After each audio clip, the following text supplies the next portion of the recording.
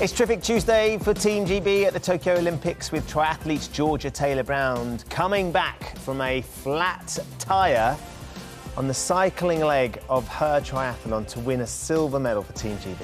She's starting as the reigning world champion and favourite, but she had to catch up on the final 10K of the run after suffering that puncture at the end of the bike leg.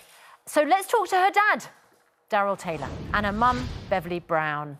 Morning. Morning, how are you doing? Morning. Morning. Have you spoken to Georgia? Yes, probably about half an hour after the race. And what did she say? Yeah, well, she just rang actually just to show a medal. and also to ask me, did I see that she had a puncture? And I said, I think everybody knew you had. Darryl, what did you think when you... I mean, because obviously you will know her inside out, and I'm sure you've watched plenty of races over the years. What did you think when you saw her on the bike? Did you notice straight away that there was something wrong with her bicycle? Yes, the first thing I noticed was she dropped to the back of the pack, and she started looking around, and I was looking to see what was wrong. I did think it was just a distraction of some kind, and then very quickly I realised it was a puncture. So, yeah, panic set in, and obviously the rest went on then. What are you thinking, though, when you... I mean, because, of course, she's trained so hard, and to get a technical glitch on one of the pieces of equipment that she can't really control, you know, knowing what she's been through, what were your thoughts, Darryl, at that point? Because I don't think anyone would have blamed her if she'd just said, do you know what, this is something beyond my control, it's not my day today. Yeah. What I do know is that they prepare for everything. So whatever happens... punctures, mechanicals, they're ready for it. So it's about being composed and not panicking. And when she realised it was a puncture, and I did, first thing was, oh no, you know, disaster, Olympics are over. But Georgia was composed. She went into the mode of, right, what do I do? And she did it. She did the right thing, didn't panic. Beverly, do we know what had punctured the tyre? No, and she's not said anything, any reason why. But I mean, the thing is as well with the roads there's actually lots of road markings, and with it being wet as well, you know, she had to change her tyres anyway to suit the surface. And I don't know whether the tyres are any different or something, and they're more susceptible to getting a puncture. I've no idea, but she doesn't know where it happened and why and how it happened. And I wonder whether I mean, obviously, enormous success to get the silver, and particularly to come back from the puncture. And she was quite far behind, wasn't she, in the final leg, the running leg.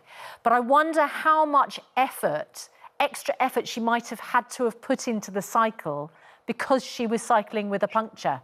You know, if she hadn't had that, what that might have meant she had left in the tank for the run.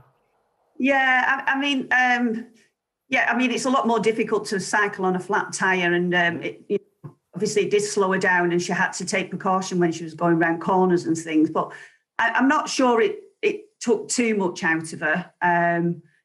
You know, at the end of the day, Flora Duffy was absolutely magnificent.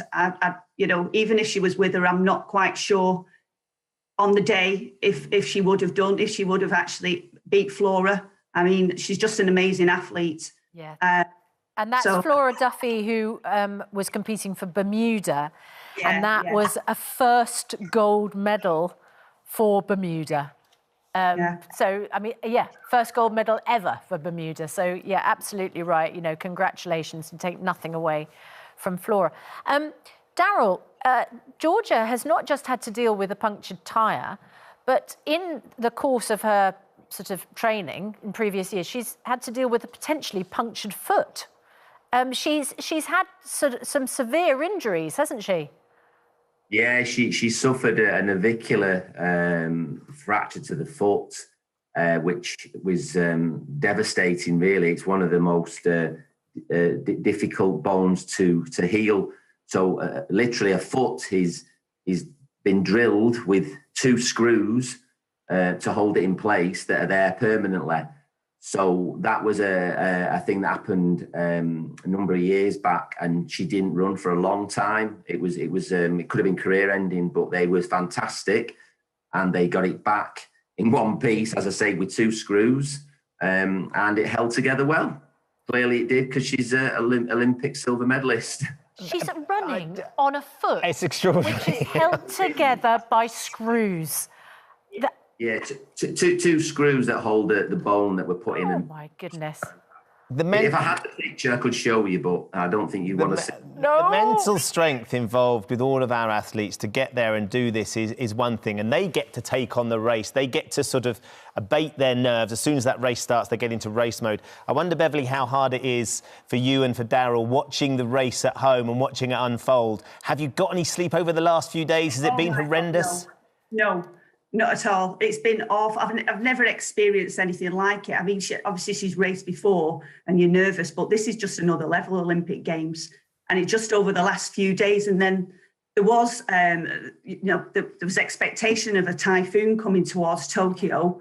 And then there was mentioned that they might have to postpone it and move it to Thursday of this week. And I just thought, I don't know how my nerves can cope. Having a few more days, I mean, it was bad enough last night. And the fact it's a 2-hour race as well, and you've got to go through all the emotions of every discipline as well. And, of course, there'll be times during the race where you're watching the race coverage. There's times during the race where they're not going to be focusing on her. You can't necessarily see where she is either. So the whole time you'll be going, for heaven's sake, can we just have a quick look at Georgia, please? Georgia can. Exactly, yeah. And, of course, as well, what happened on Monday when Alex Yee was in the triathlon and also got an incredible silver. So congratulations to Alex Yee. But there was a false start in the men's triathlon when the 20 of them dived into the water, because the first leg is the swimming leg, after hearing the starting klaxon. Just at that point, an inflatable boat carrying photographers drifted across the start line and stopped the rest of the field going in. So they had to get back and then start again almost immediately.